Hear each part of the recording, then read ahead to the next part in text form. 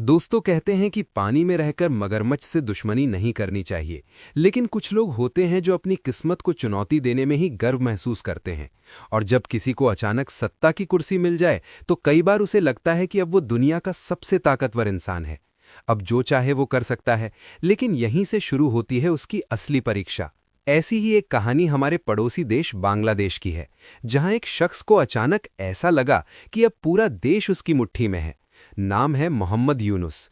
वो शख्स जिसे दुनिया जानती है, एक नोबेल पुरस्कार विजेता के रूप में, एक अर्थशास्त्री, एक समाज सुधारक के रूप में। पर जब उन्हें बांग्लादेश की सत्ता मिली तो सब कुछ बदल गया। शुरुआत में सबको लगा कि शायद ये बदलाव की नई सुबह है, लेकिन जल्द ही वो सुबह अंधेरे में बदलने लगी। जब शेख हसीना सरकार का तख्ता पलट हुआ तो पूरे देश में हड़कंप मच गया। 24 घंटे का अल्टीमेटम दिया गया, या तो देश छोड़ दो या फिर परिणाम भुगतो। और इसी अफरा तफरी में बांग्लादेश के स्टूडेंट यूनियन ने एक ऐसा फैसला लिया जिसने इतिहास की दिशा ही बदल दी। उन्होंने सत्ता सौंप दी मोहम्मद यूनुस को, एक ऐसे व्यक्ति को जो उस समय फ्रांस में रह रहे थे और जिनका राजनीति से कोई सीधा लेना देना नहीं था। वजह दी गई, वो नोबेल प्राइज विनर हैं, अर्थशास्त्र के ज्ञानी हैं, देश को नई दिशा दे सकते हैं। लेकिन किसी ने ये नहीं सोचा कि क्या राजनीति में ज्ञान और नोबेल पर्याप्त होते हैं। शुरुआत में हर कोई खुश था। कहा गया अब बांग्लादेश बदलेगा, अब तरक्की की नई लकीरें खिंचेंगी। मगर कुर्सी पर बैठते ही यूनुस बदल गए।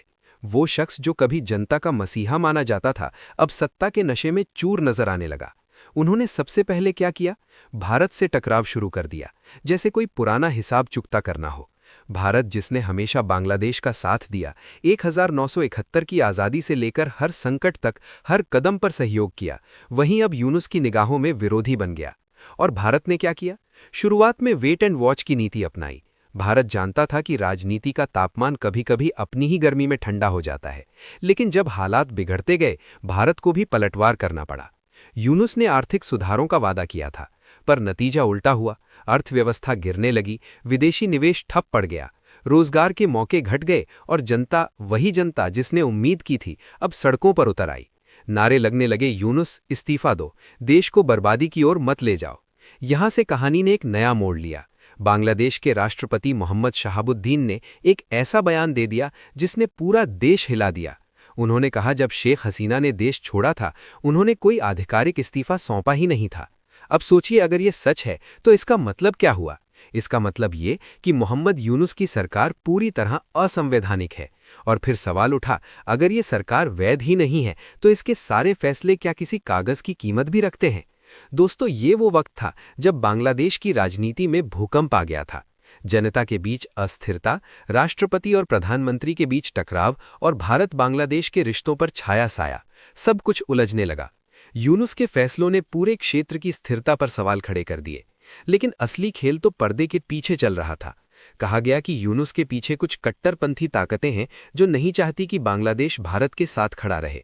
जमात इस्लामी और खालिदा जिया की पार्टी जैसे समूह, जिन्हें हमेशा से भारत का बढ़ता प्रभाव खटकता रहा है, अब यूनुस को कठपुतली की तरह इस्तेमाल करने लगे। उन्हें निर्देश दिया गया, भारत से रिश्ते ठंडे रखो, चीन और पाकिस्तान से नजदीकियां बढ़ाओ। और यूनुस ने वही किया। भारत से बयानबाजी, सीमा पर सख्त रवैया और दूसरी तरफ चीन के साथ नई डील्स, पाकिस्तान के साथ दोस्ती के इशारे। अब सवाल उठता है, क्या ये सब यूनुस के खुद के फैसले थे या फिर कोई और रिमोट कंट्रोल चला रहा था? तो चलिए इसे समझते हैं। लेकिन आगे बढ़ने से पहले इस वीडियो को लाइक करके चैनल को सब्सक्राइब जरूर कर लीजिए, क्योंकि आपके लिए तो 1 सेकंड का काम है, लेकिन इससे हमारी काफी बड़ी मदद होती है। दोस्तों, जब हम रिमोट कंट्रोल पॉलिटिक्स की बात करते हैं तो इसमें एक चीज हमेशा कॉमन होती है, देश के अंदर किसी और का प्रभाव। यूनुस के मामले में भी यही दिखा। चीन ने मौके का फायदा उठाया और बांग्लादेश को अपने पाले में खींचने लगा। शुरुआत हुई व्यापार समझौतों से, फिर रक्षा सहयोग और फिर सीधा नौसैनिक उपस्थिति तक। हाल ही में चटगांव पोर्ट पर चीन का नौसैनिक जहाज आकर ठहरा। पहली नजर में ये सामान्य घटना लग सकती थी, लेकिन असल में ये भारत के लिए एक रेड अलर्ट था, क्योंकि ये सिर्फ जहाज नहीं था, ये संदेश था, अब हम तुम्हारे नजदीक हैं। ये बिल्कुल वैसा ही है जैसे कोई पड़ोसी आपके आंगन के पास अपना घर बनाना शुरू कर दे और बोले बस दोस्ती में, पर असल में कुछ और ही खेल चल रहा हो। अब जरा सोचिए, अगर चीन बंगाल की खाड़ी में अपनी नौसैनिक मौजूदगी बढ़ा लेता है तो इसका सीधा असर भारत की सुरक्षा पर पड़ता है। भारत के पूर्वोत्तर राज्य, अंडमान निकोबार की समुद्री सीमाएं और पूरे हिंद महासागर क्षेत्र में भारत की स्ट्रैटेजिक बैलेंस पर यह वॉर है। इधर यूनुस बांग्लादेश के भीतर कट्टरपंथी ताकतों को खुली छूट दे रहे हैं, वहीं बाहर से विदेशी प्रभाव बढ़ रहा है। पर सबसे दुखद बात यह है, आम जनता पिस रही है। अर्थव्यवस्था रसातल में जा चुकी है, महंगाई आसमान छू रही है, बेरोजगारी बढ़ रही है और विदेशी मुद्रा भंडार लगातार गिरता जा रहा है। लोग कह रहे हैं, हमने तो बदलाव के लिए वोट दिया था, बर्बादी के लिए नहीं। अब स्थिति यह है कि बांग्लादेश दो तरफा संकट में फंस गया है। एक तरफ जनता का गुस्सा, दूसरी तरफ बाहरी दबाव और यूनुस बीच में फंस गए हैं, जहां न आगे का रास्ता है न पीछे लौटने की हिम्मत। राष्ट्रपति शाहबुद्दीन के बयान के बाद कानूनी संकट गहरा गया है। अगर अदालत ने तय कर दिया कि यूनुस की सरकार अवैध है, तो बांग्लादेश में संवैधानिक आपातकाल लग सकता है और ये स्थिति भारत के लिए भी बड़ी चुनौती होगी, क्योंकि अस्थिर बांग्लादेश का असर सीधा भारत की सीमाओं तक जाएगा। भारत की नीति अब शांत अवलोकन से आगे बढ़ चुकी है। अब नई रणनीति तैयार हो रही है, आर्थिक दबाव, कूटनीतिक वार्ता और सीमा सुरक्षा को मजबूत करना। लेकिन ये कहानी यहीं खत्म नहीं होती दोस्तों, ये तो बस शुरुआत है, क्योंकि अगले हिस्से में खुलने वाला है वो रहस्य जो बताएगा कि कैसे बांग्लादेश का ये संकट पूरा दक्षिण एशिया हिला सकता है। दोस्तों, बांग्लादेश की सियासत में एक भूचाल आ चुका है। मोहम्मद यूनुस की सत्ता डगमगा रही है, जनता सड़कों पर है और भारत बांग्लादेश के रिश्ते अब एक नए मोड़ पर खड़े हैं। लेकिन अब सवाल ये है, भारत करेगा क्या? क्या भारत चुप रहेगा या फिर अब वो चलेगा अपनी अगली चाल, वो चाल जो यूनुस की पूरी सत्ता को हिला सकती है? कहते हैं, राजनीति में मौन भी हथियार होता है। भारत ने अब तक वही किया। शुरू में बस देखा, समझा और हालात का जायजा लिया। लेकिन दिल्ली के गलियारों में अब हवा बदल रही है। रिपोर्ट्स कहती हैं कि भारत ने एक साइलेंट डिप्लोमेसी मिशन शुरू किया है। एक ऐसा मिशन जिसमें कोई बयान नहीं, बस काम है, गहराई से, योजनाबद्ध तरीके से। सबसे पहले आर्थिक मोर्चा।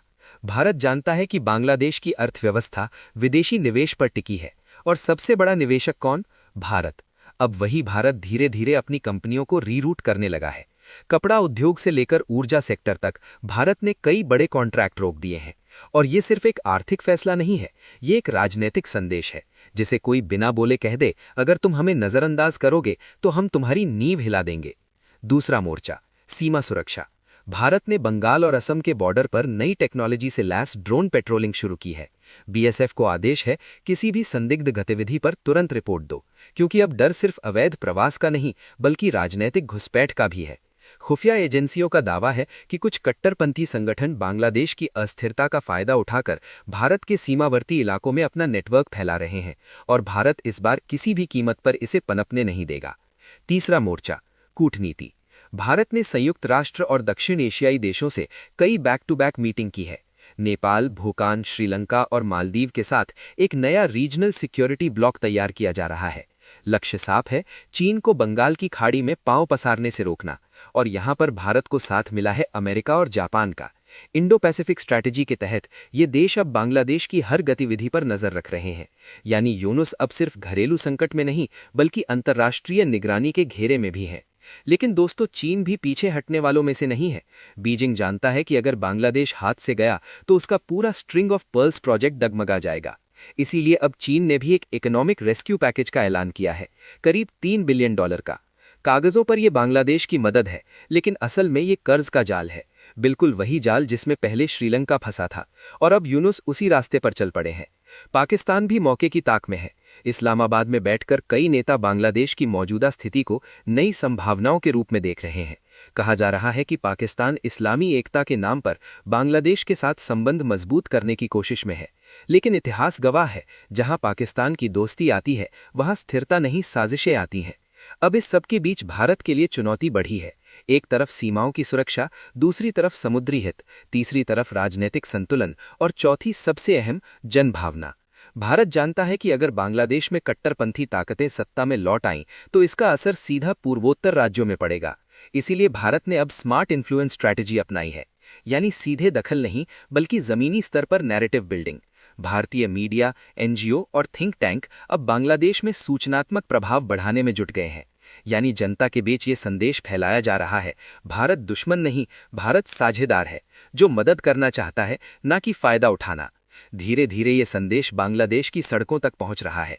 यूनुस की लोकप्रियता घट रही है और जनता अब ये सवाल पूछने लगी है कि कहीं हमने गलत व्यक्ति पर भरोसा तो नहीं कर लिया। इधर यूनुस की मुश्किलें खत्म नहीं हो रहीं।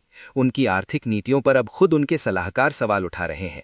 सरकार के भीतर से भी आवाजें आने लगी हैं, हमें भारत से रिश्ते सुधारने होंगे। लेकिन यूनुस अब अपने ही फैसलों के जाल में फंस चुके हैं, न पीछे जा सकते हैं न आगे बढ़ पा रहे हैं। और तभी एक बड़ी खबर आती है। संयुक्त राष्ट्र में भारत के प्रतिनिधि ने खुलकर बयान दे दिया, हम बांग्लादेश के अंदरूनी मामलों में दखल नहीं देंगे, लेकिन जो भी दक्षिण एशिया की स्थिरता को खतरे में डालेगा, भारत उसके खिलाफ खड़ा होगा। ये सीधा संदेश था यूनुस, अब हम तुम्हें देख रहे हैं। अब बात करते हैं बांग्लादेश की जनता की। देश भर में अब हसीना रिटर्न मूवमेंट चल रहा है। लोग कह रहे हैं जो गलत हुआ उसे ठीक करना होगा। शेख हसीना की पार्टी आवामी लीग अब धीरे धीरे दोबारा संगठित हो रही है और कहा जा रहा है कि अगर यूनुस ने इस्तीफा नहीं दिया तो अगले कुछ महीनों में देश में फिर से जन आंदोलन भड़क सकता है।